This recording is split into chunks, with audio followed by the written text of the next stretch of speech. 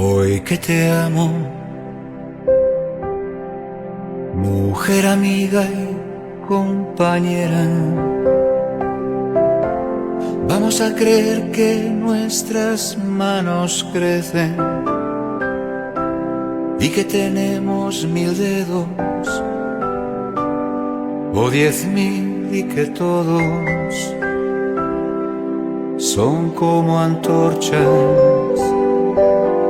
que a la noche amanece. Hoy que te amo, voy a incendiar el aire con la risa y el beso de tu voz y la mía. Voy a aventar lo que de bueno tenga con tu contacto de piel amanecida. Hoy que te amo dejará de ser la libertad una palabra escrita en la pared. Hoy que te amo dejará de ser la libertad una palabra escrita en la pared.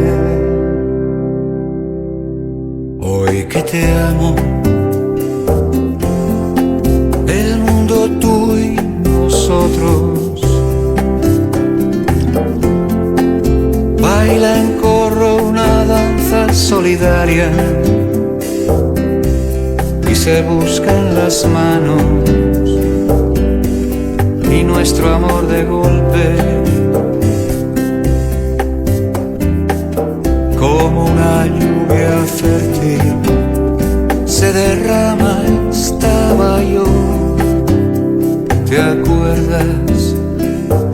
Contándote estas cosas junto a la puerta del Museo del Prado. Un hombre se acercaba, muy amable nos dijo: está prohibido que estén aquí sentados. Hoy que te amo dejará de ser la libertad una palabra escrita en la pared. Hoy que te amo dejará de ser la libertad una palabra escrita en la pared.